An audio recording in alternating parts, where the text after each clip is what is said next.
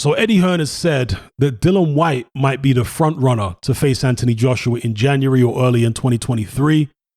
And he's also spoken about the prospect of a Deontay Wilder fight, not next, but somewhere in the near future. Otto Wallin was also spoken about as AJ's comeback opponent. Chris Arreola, he has apparently, I haven't watched the full interview that he did most recently with IFL yet, but he's apparently dismissed the idea that Gerald Washington could be the next opponent. Now, there was somebody in my Element group who said that, and I think this is a really good point, that AJ's next opponent is being dictated by the money DAZN want to make out of him. So, for example, if he was to fight Gerald Washington, it's going to be difficult to put that on DAZN pay-per-view. But if he's to fight Dillian Whyte, it will be much easier to put it on DAZN pay-per-view. You see, and I'm not saying that I would agree with it on pay-per-view necessarily. I'm talking about what the public would accept. The public will be probably much more willing to accept AJ Whyte 2 on pay-per-view rather than AJ Washington. So who AJ's opponent, his next opponent is, potentially is being dictated by DAZN's desire to have all of his fights be pay-per-view. And this is very problematic from a fighter development standpoint, from just getting AJ back to where he needs to be mentally. When you well, with the Dillian Whyte fight, at least it's a guy he's knocked out before. So I have to imagine he's going to go in there with a certain amount of confidence already, because he knows if he hits this guy on the chin, and it's not just that he's knocked Dillian Whyte out before with an uppercut. He's seen Dillian Whyte knocked out by Povetkin and Fury with uppercuts as well. So that's going to give AJ more confidence because he's familiar with this guy. So of all of the alternatives to a Gerald Washington for AJ's first comeback fight, Dillian Whyte might be the most reasonable other than Washington for the reasons I've just explained. Yeah, that he's familiar with the guy and he's going to be a certain amount of confidence. He's knocked him out before. But I still think Washington, if you're just looking at it from a fighter development standpoint, for getting AJ's confidence back, Washington on regular DAZN would be the route that I would look to go down if I was involved in managing his career.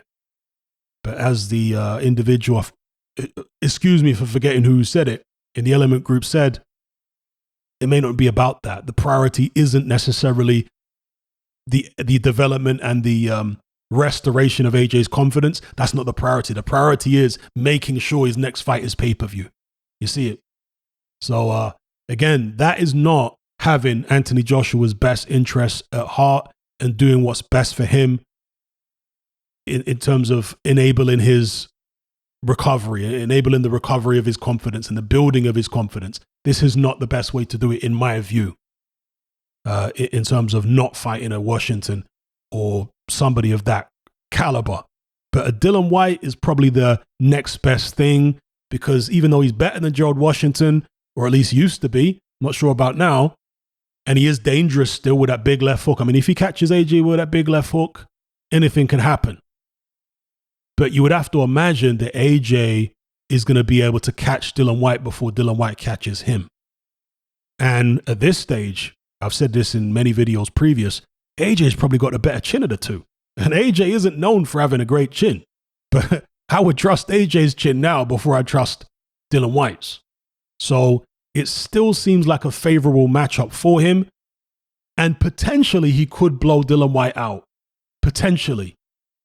Again, Dillian Whyte is dangerous and he's got that left hook and he's got a jab and he knows how to box despite his lack of coordination and lack of athleticism. He has a lot of experience now as a professional, Dillian Whyte. So there are obstacles for AJ to overcome. But as soon as he lands clean on Dillian Whyte's chin with anything solid, I'd be surprised if Dillian Whyte can stay upright. And so can Anthony Joshua land something like that early? Maybe he can. So there is the potential here for the type of victory that I think would really help AJ's confidence. And that is a devastating blowout type victory, 1 or 2 rounds. There's the potential in a Dillian Whyte fight for that to happen. So let me know what you guys think in the comment section below about Dillian Whyte apparently being the front runner for Anthony Joshua's comeback fight. And by the way, when it comes to Dillian Whyte, I don't know what it was that caused the Daniel Dubois fight to fall through, but I feel like that was the best option for him. Because, yeah, Daniel Dubois could knock him out and, he's a young up-and-coming fighter.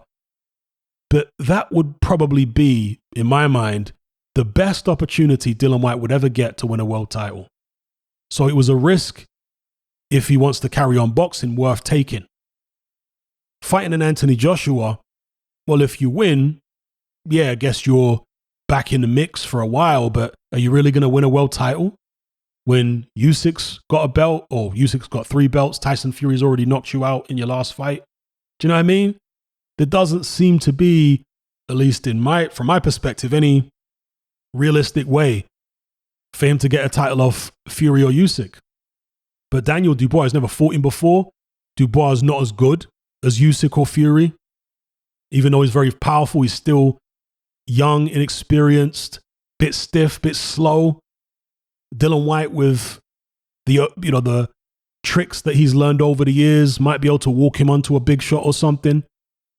So I'm not saying I would necessarily pick Dillian Whyte in the fight, but to me that made more sense, or that made the most sense in terms of the risky fights. And probably anybody in the top 10, top 15 is risky for Dillian Whyte at this stage. But of all the risky fights against big punchers, the Dubois fight made the most sense just because of the fact that Dubois has some kind of title. You can call it a Mickey Mouse belt, whatever. Probably better to win a Mickey Mouse belt than win no belt at all. At least you can say you were some kind of champion, right? And if nothing else, it would be something you could negotiate with. And also it would give you a pathway to fight in the WBA Super Champion. Because that normally happens with the WBA. They end up consolidating the Super Champion belt with the regular WBA belt. That's what they usually do. We saw that, I think, was it with Danny Jacobs and Canelo? Was that one of them? Or was it with Danny Jacobs and Golovkin? I forget now. It was one of those fights. I think it might have been the Golovkin fight, where Danny Jacobs was regular WBA champion and Golovkin was like super champion or something, and then they consolidated. So they do that. Dillian Whyte could go down that path. Anyway, let me know what you guys think about everything I've spoken about here regarding Whyte being AJ's next opponent and what I said about Whyte as well. Let me know. If you're tired of the biased narratives and mass censorship on mainstream platforms, and you want to be part of a community of critical thinkers who love free speech just as much as you do, then come and join me on Patreon and access my weekly no-holds-barred, censorship-free podcast where we lift the lid on a wide variety of controversial topics. It's not mainstream friendly, it's not politically correct, but that's the whole point.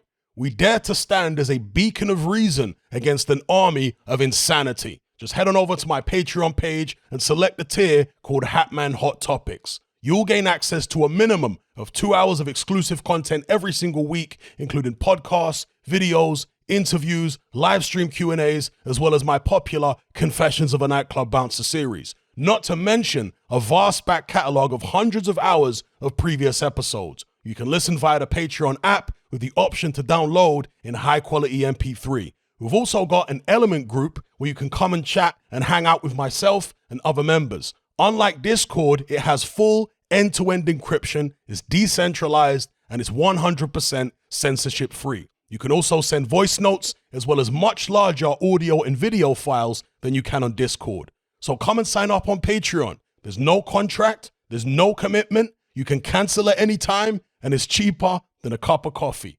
So I'll see you over there. I'm out.